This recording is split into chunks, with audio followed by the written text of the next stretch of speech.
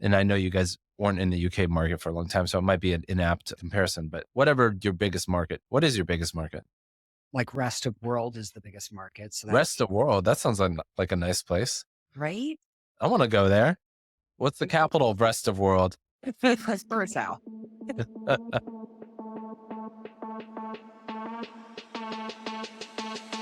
Hello, everybody. I am Jason Trost, the host of the Business of Betting podcast for the 196th episode. I can't believe there's been 196 episodes. Today, we are joined by the ex-CEO of Pinnacle, Paris Smith, who's dialing in from, where are you dialing in from?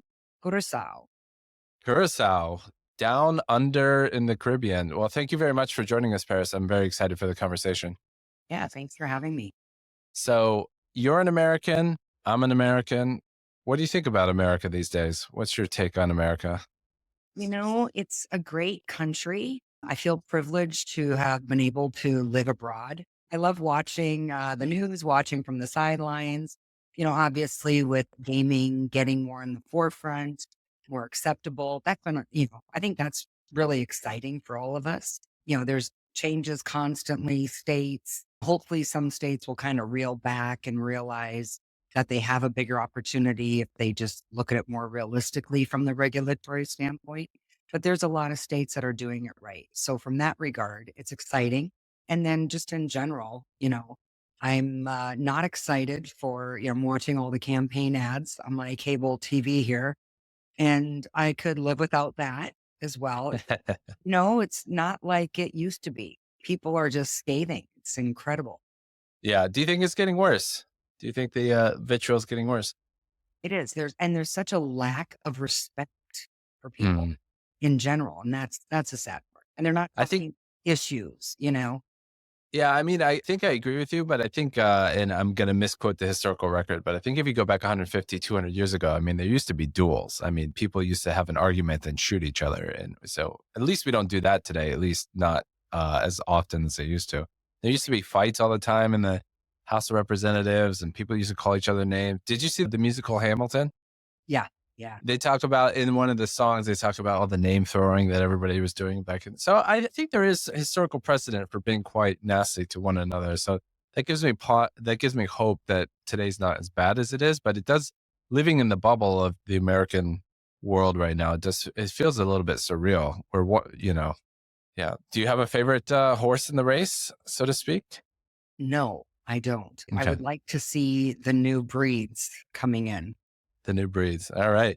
Speaking of Pinnacle, so like, I don't know if you remember, you probably don't remember, but we played poker against each other and you cleaned my clock. So thank you very much for that. I was really playing to win. I'm not a poker expert, but And I'm not a poker expert. I'm very competitive and you really resoundingly beat me. So very well done. And I think, did you win the table? Was that in Barcelona? It was in Barcelona about a year ago. Yeah. So it was, Sick. yeah. But I'm a huge fan of yours, Jason. So I do always remember you and I admire you a lot. And yeah, so I will always remember you. Yes. Thank you very much. Well, why don't we kick off with, I think there's a nice overlap between, I know you don't work at Pinnacle anymore, so you probably can't comment. Well, you certainly, do you own shares or are you completely out of Pinnacle? I own shares.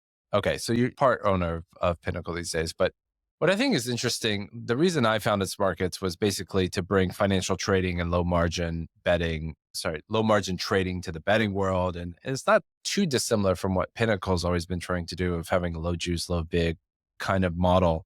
And one of the things I've seen in the industry is I think, if anything, the world is moving away from that model. Like, not only is it not getting more efficient, but I think it's actively getting more inefficient. I think with the same game parlays and the multiples and the ACCAs and, the FanDuels of the world. I remember when I sat next to a FanDuel guy at a conference and he basically said, our margin is like 9-10% and we want to increase it.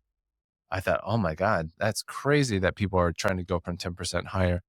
Like, what's your take on the industry? Do you think that like the Pinnacle model and the Smarkets model, like we're romantics and, we'll have a cute little corner of the sports betting industry? Or do you think that sort of a historical blip and value will reign supreme long term? What's your take on that? There's just so many different market segments. And I think, and I'm sure you've done it as well, as Pinnacle's done a brilliant job more recently of adapting to the market. So, there was a whole, it started out with Asia, where it was like really, really tiny, tiny hold percentages. And also you shared a lot with the partners over there. So that was not an efficient model. It was not sustainable, where people would take 0% PT position taking. They bring in huge players that were, super sharp, and the only people making money were the agents. And then, everybody realized quickly, okay, now you have to force position. And then they started managing the type of players that came in. And we just kept adapting, adapting. Remember, it was back in the days where everybody was looking at newspapers, making bets. And now, everything is machine learning. Everybody has their modelers, their AI teams, and you have to shift with that. And you're not going against the players, you're going against robots for the most part in arbitrage. So it has shifted. The Pinnacle 5, 10 years ago is not the same Pinnacle that they have today. And shifting with the market, it's not a winner's welcome, those types of things. That's all great. But you also have to have a sustainable business and make money, right? They manage all of that risk better. They have different limits, different big ladders on things like that. So I think that there is a world that this is a great product. Where Pinnacle's going to be advantaged is having the Pinnacle solution as a partner in their product suite, because having that activity creates the best pricing in the market, right? And then from a B2B perspective, people will be able to utilize that. Currently, there's copycats, people utilize the line as a guidance, whatever it might be. But, we have proven that if you take the line, you're probably going to do okay. If you have Pinnacle manage the bet flow, you're going to make more money than what you could make. So I think that's the focus right now. So it's kind of it's a compliment. And of course, is it going to be for everybody? No. But as players get smarter, I think value may, it's not going to be king, but it's going to be important to people, especially when they're starting to bet more money. If you imagine sports betting in 20 years, I mean, I like to think what we're doing is similar to Vanguard, if you're familiar with them, the ones that have the mutual funds and, they keep squeezing the basis points at the church for managing the mutual funds and index funds and things like that. And I think going back to this romantic idea, like maybe it's a romantic idea that that's possible in sports betting, but do you see that like kicking in at some point? Or do you think that in 20 years, like there's going to be, I mean, to me, 10% margin is insane. When I was a stock trader, you would fight for pennies. And this is like 15 years ago. And now it's probably fractions of pennies or decimal points of pennies rather. Will there be a revolution to bring betting more akin to finance, or is it going to stay silly money like it is today? That's a tough question. The other point I just want to throw out to you, is it really sports betting when you have all those different derivatives? I mean, maybe if you looked at it, what is core sports betting and what are the margins there versus what are the margins in, all the other prop bets that people are doing? Because that's where they're making their money, and that's where the margin goes up with parlays and same game parlays, etc. So I think that it's hard to tell in 20 years. I mean, God, I've been around for 28 years. And if you'd asked me 28 years ago, is it ever going to go online? I'd say no. So yeah, it's a tough one. I looked for this, but I don't know if it's live or not. But our margin on the sportsbook SBK side is blended around 7%. That includes multiples and singles. And on the exchange side, markets, it's about 3 or 4%. Does Pinnacle publish its blended margin, or is it any of that public? No, Yeah. Do you want to share it, or is that inside baseball? not really. Okay. Great. Awesome. Moving on. So like, the big publicly traded companies, I mean, they're very public about their margins. And I think the blended, last I looked, FanDuel, DraftKings are around 10-ish, 11-ish%, something like that. To me, it's insane. I mean, it's sort of like, that's why I'm in this industry, because I looked at that and I was like, that's insane. But maybe we're going to be on the outside looking in as the value people. But the interesting thing is, I mean, they're also able to hold those percentages because they're not taking anybody that knows any, right? Hmm. So the more sharp action you cut out, the higher your margins gonna go. So, I mean, they're known for cutting out anybody who, wins a few bets. Yeah, I mean, I'm trying to see if you can open up a little bit of introspection here, but like as the CEO of Pinnacle for so long, do you think you made a mistake? Well, because I know Pinnacle spent a lot of time and energy trying to educate your user base. I thought some of the stuff you put out was great. I think Jesse was actually a big part of like the betting education component of Pinnacle. But like, yes, I think you're right to sort of knock the other people for blocking sharps from using their site. And I think that's kind of a ridiculous thing that sports books have to do. But on the other hand, the retail sort of the retail betters like we slash you have not sufficiently convinced them to move over to a low vig model in enough numbers such that FanDuel, DraftKings, and whoever else can continue operating that high margin model. So like if you were to like navel gaze, or not navel gaze is the wrong word, but where do you think you made a mistake? Or do you think you made a mistake? Well, I think I could have done it much better, right? Sometimes, we're our own worst enemies. And, the product is phenomenal. The product delivery of what people see and to make it easier to use, etc. That was the challenge, right? And we could have done that so much better. And they are going to continue to make that better. But, people loved it. I look back and again, I was a competitor of Pinnacle before I came, and that's all anybody talked about. Pinnacle, Pinnacle, Pinnacle. All my friends bet there. And that was, no social media, word of mouth was king. And it was just massive. So I always feel like, it's a Costco model. Value should prevail at some point, but it's how you present it. If you make it easy for people. And when it was easy for people back in the days where everybody was in the US market, it was king. So, I do have a lot of hope in, that romantic view of value and things like that. You're not going to get the masses like DraftKings and FanDuel, but you're going to get the higher quality people, right? Mhm. So you're going to have more volume, less hold, but a great profit. Like that's, I think that that's actually a sustainable business model within the US market. Of course, it's all complicated because each state and all the different regulatory compliance things. So, it's going to be challenging, more challenging than it was. Well, you just mentioned Costco, which is very, very near and dear to my heart. It's one of my favorite places to go to. You might not have it in Curacao, but they actually have two in France now, and I think there's 15 in the UK. So it's my rite of passage every 3 weeks to take my kids to Costco. So I love it, and their model's great. If you ever want to look at a crazy company success story, I mean, their stock price is just up and to the right for the last 15 years. Like I started Smarkets after you got into the industry, but I'd say 2008, 2009. And when I got into it, there were two like kind of giants in this. There was you guys and there was Betfair Exchange. Just to be a little bit hyperbolic to have an interesting conversation, I feel like Betfair and Pinnacle could have ruled the roost. But I would say at some point, Betfair and Pinnacle plateaued and the FanDuels and the Bet365s and the Sky Bets kind of took over. And that's sort of what I'm trying to zero in on is that obviously like price isn't the only factor, because if that were the case, then the Betfair Pinnacle model would have succeeded. Like, besides the fact that they're able to like cut out sharps, like, do you think that your product falls flat against a Sky Bet? Like how would you put Pinnacle, and I know you guys weren't in the UK market for a long time, so it might be an inapt comparison, but whatever your biggest market, what is your biggest market? Like rest of world is the biggest market. So that, Rest of world. That sounds like a nice place. right? I want to go there. What's the capital of rest of world? Curacao.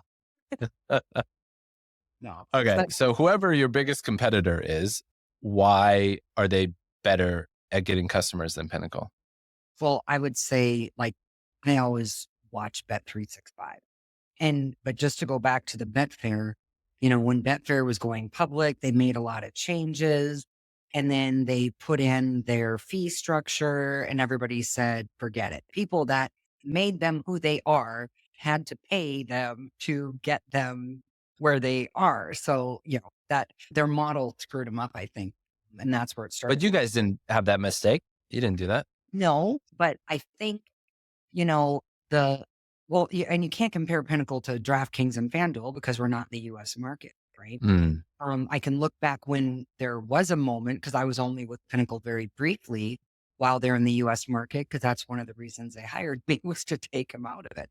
But, more from the outside looking into Pinnacle at that time, they didn't, DraftKings FanDuel did hundreds of millions of dollars worth of advertising. I think Pinnacle's advertising budget back then was like $2 or $3 million, Mhm. so comparatively, it would have held its own. But then, of course, all the changes with the state by state, just not as clear, no credit business, etc. But in the other markets, like Bet365, the first thing they did that was amazing, they had the most phenomenal partner in Asia. And that person blew up Bet365. They made so much money. They did everything right. They had the right partner. They started putting the games on, they were paying for the live games on the site, which was super expensive, but they made that investment. And then they got that traction. They did all the right sponsorships.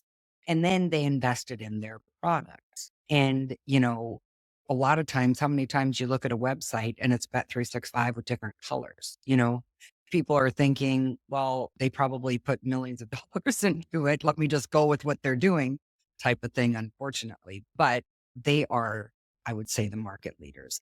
And Pinnacle has chosen to be more of a niche. So I think that they're doing great. They're growing. There's a lot of things that can even be better. But They being Pinnacle. yeah, Uh, and they're pulling out of more markets than, you know, and they're still growing and they're still super profitable.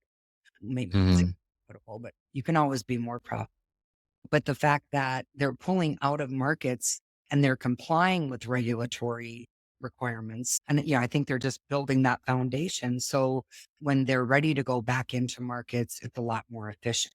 So you're saying that Pinnacle is playing a different game than Bet365? Yeah. Oh, for sure. Yeah. But great to compare to each other. Yeah. What's your take on Betfair Exchange? Because I imagine you and Betfair Exchange back in the day where, you guys were both kind of head to head on this sort of the super price sensitive trader type, shall we say. Like, what did you do? What did you think of Betfair Exchange? I just felt like it was a different type of player. And again, no, I can't even say that because people that had an account with Pinnacle had an account with Betfair. So, I guess the reality is there's enough for everybody. But I thought it was great. I thought it was interesting when they did come into the US market back when everybody else was there, they didn't succeed. So that's Mm. interesting, you know, that because everybody was betting offshore. And then from the American perspective, they didn't want to bet on exchange. They wanted to make their bet and, just like a general bookie type situation. So I was super surprised when they fell flat in the US market. You're talking about their New Jersey horse racing exchange? Yeah. Yeah. No, I'm not actually. I'm talking about before 2006 when everybody was in the US market. They were there. They were advertising. Oh, But I they didn't see. get some traction. You mean before the law was clear in the US? Yeah. Right. Yeah. Did you ever think about doing an exchange or is that such a foreign concept? You're like, that's not our bag. No, we looked at it a lot. We've spoken to a lot of exchanges for JVs, partnerships, but it's just more work. I could see it potentially being in the back pocket. The owner of Pinnacle, he's very, very familiar with exchanges. He had a company that was one of the key liquidity providers for Betfair with live soccer when nobody else was doing it. So he has an affinity to it. And I think with this, 5 years ago, 3 years ago, I would have said, I don't think exchanges are going to last or work. Now people want that layoff, right? Not everybody wants to take that action that they know is going to, deteriorate their hold. So if people have the option to go against each other and there's no risk to the book of themselves, to have that partnership with an exchange, I think could be really beneficial. You're talking about sports books laying off the risk? That and players that can't get into sport books, they can go there. There's something for everybody. Because my experience has been, as I was prepping for this interview, I watched another interview that you did, and I think you said you guys never lay off your bets. Is that correct? Yes. So we don't either, and the reason we don't is because transaction fees are so high. It's not because the concept of hedging is stupid or a bad idea in sports. It's more just the transaction fees. Even Pinnacle, I think the implied transaction fee would start at 2%. Last time I looked at your prices. So, so my take on that is there still will not be that many sports books that want to lay off risk, because if you have a 10+% margin, it's kind of like, what's the point? You're making so much money per bet. I have an evolving ideal on exchanges, and it'd be good to get your thoughts on it. But to me, it's more, if you think about like traditional finance, I see the exchange kind of more becoming sort of like the platform for sports betting to run on top of. And then people want that sort of sports book interface, very similar to where you have the New York Stock Exchange, but you have Robinhood that sits on top of it, kind of, a friendly interface, and you don't see all the inner trappings of the buying and selling and all that kind of stuff. What do you think about something like that? Do you see an exchange kind of underpinning sports betting? I can definitely see that. And there's a lot of, I look at a lot of different companies right now, and I'm actually surprised how many solid exchanges are out there. You know, Mm. there's a few coming in and they've got great business models. They've got great technology. And, I can see if you have an exchange that has that kind of sportsbook feel, I think that they're going to do pretty well. Yeah. Any But favorite exchanges out there that you really like that you just want to call out? Just here's the take. just one. I'll probably forget somebody. I'm fucking with you. Cool. Well, like looking back at how long were you CEO? 20 years? 17, 17. I mean, in the 28. 28 in the industry. Jason. In the UK, they call that's pretty good innings. I don't know how you like your cricket metaphors, but that's pretty good innings. Like, is it a happy goodbye or a sad goodbye? I think it's the right time goodbye. I've been kind of, in the back of my head saying, like, when is my shelf life over here? You see CEOs coming and going, and my fear was that I wasn't bringing anything new. And, now even stepping away, I can look in and I'm like, God, I could have done a lot of things different and better. Right. So I think it was the right time for me personally. And I think it's the right time for Pinnacle. They're shifting a lot. They're kind of re-strategizing, but they're still staying, from what I understand, true to the core of the business. The product's phenomenal. Like, hats off to the people that started Pinnacle. Like, they made this so resilient. Marco Bloom was such a massive asset to Pinnacle. And, it was like, oh God, if Marco leaves, what would happen? Marco left and we were still I've left and they're still thriving. It's not about, it's one of the unique companies. I think it's not about people always matter. Of course, that was my favorite part about Pinnacle, but the product is going to survive. So taking a slight pivot into being CEO land, what was your max headcount, or what was the headcount at Pinnacle? Like around 730, probably when I started 730. 85. And you started, I was listening to your story. You started from the ground up and kind of worked your way up into it. One of the things that's been, I think I underappreciated as a CEO, just for comparison, the max I've had is 150 employees, and now we have 90 because we sort of downsized when we were trying to right size the organization.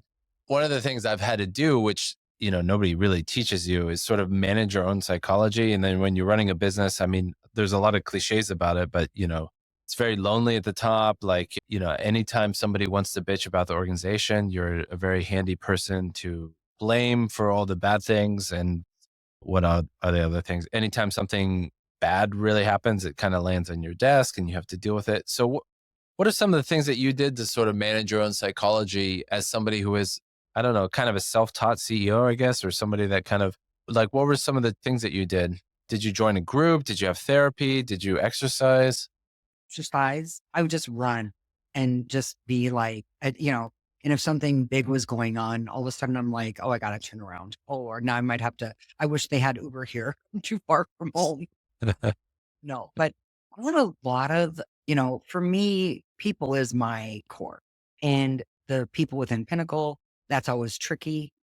Right now, I'm talking to a lot of CEOs that just would love to have an unbiased soundboard. So I'm doing a lot of that, but also having those colleagues within the industry. I've never really looked at anybody as competition because it's such a massive industry. So like, I adore the guys from Betson, there's just so many books. During COVID, there was a group of us we would call like once a month and just kind of touch base and see if we're all going through the same thing, supporting each other, talking to each other. And it was great. So the camaraderie within the industry, I think that's been one of my biggest saving graces. I've always worked for great people as well. So that's been very helpful using them as a soundboard, the board of directors or the owners of the companies that I work for. And that's helped a lot. And then, every once in a while having a glass of wine helps. Cool. One of the things that has worked for me is a group called YPO. I don't know if you're familiar with it, but YPO has been great because it's got this sort of monthly calendar where you meet other CEOs and entrepreneurs for 3 or 4 hours once a month. It sounds a little bit like a cult from the outside, but it's one of the best things that I've done to get that sort of neutral CEO feedback. Have you heard of YPO? No. Does the YPO have people from other industries? YPO is from all industries. I mean, I would say there's actually very few people from betting. There's three groups of people in YPO, essentially. It stands for Young Presidents Organization. So it's designed for people that are under 50. And there's three kind of major groups. One is family businesses. The second group is entrepreneurs, and the third is hired guns. And the really illuminating thing is that you have all these people from all these completely different backgrounds, and everybody has the same problems. So in one of my groups that I was in, somebody made air conditioners, somebody was an executive at a biotech, somebody made ice cream, somebody did the software for electric charging points, somebody was a marketing executive, somebody did real estate, and we would all come together once a month for 3 or 4 hours in a very, very, very, very confidential way and just sort of open ourselves up. And it's literally one of the best things I ever did as the CEO. Yeah. It's interesting because like they have SBC did a leadership specifically in Barcelona this year and the Power 50, EGR Power 50. Those are two of the conferences that everybody just really lets, like, it's very confidential, but that's where you get real conversations Mm, throughout the years. That's where places where I meet everybody. mm. Sitting in Curacao, it's hard to be super social. Are you there for the long haul, or do you ever want to, leave the island? I love the island. Yeah. And yeah, and I have a partner from the islands. So So you're stuck. I had a college friend who worked in, St. Croix because a bunch of, American businesses were setting up there because there's certain tax advantages and all that kind of stuff for the US Virgin Islands, and, I remember wondering, like, could I on paper, there's so many things to like, but I think living on an island very remote, like, would kinda get to me. But what was it about the island life that made you wanna stay? well, I'm from North Dakota, so the weather was something attractive. Yeah. But I mean, I've been in the Coulda gone to Caribbean. South Dakota. I did. I did. I Okay. went to college in South Dakota and it Okay. was a farce. It's not South. No, but I've always worked in gaming for 28 years and then I've been in the Caribbean for 29. So I've had a very high intensity job, high stress, everything. And to be on an island is perfect because Mm, I worked a lot, but then you'd have a Sunday and you're like felt like a week vacation. mm, So I love the quality of life. I love the people. I love the people from Antigua, the people from Curacao. I'm very connected to Curacao now. I love it. And I travel all the time. Right. So at Pinnacle, I was traveling 60 to 70% of my life. mm. So, and that's being a single mother. So that was fun. Fortunately, my daughter turned out incredibly well. So thank God. But yeah, so I was gone a lot and I Yeah. always wanted to come home. So it's Yeah. nice when you have that. Great. And what's next for you? Do you want to be a CEO at another company or new industry? What are you looking, what's in the future? I'm, right now I'm just enjoying not having that intensity. I want to take the experience that I have and the knowledge that I have. I'm talking to a lot of people, helping a lot of people, or trying to help if I can. As far as sitting in a chair, I mean, it would have to be the perfect dream job because I don't see myself doing that. I did it 11 years at WWTS, 17 years in Pinnacle. I love the idea of helping people and just keeping that constant interaction. And you never know, right? And as I'm going through talking to people, I think that's where I'm going to find my next chapter. I can't be in the WIPO group because I'm over 50, Jason. Well, I think you have to be a certain age to get into it, but they have this thing called YPO Gold for over 50, but I don't know if you can go into YPO Gold without it having been a member, but I'm sure there's something equivalent. Before I let you go, one of the questions I like to ask my guests is, what do you want to be when you grow up? Just happy. Great. I want to be happy. I want to do good. Very nice.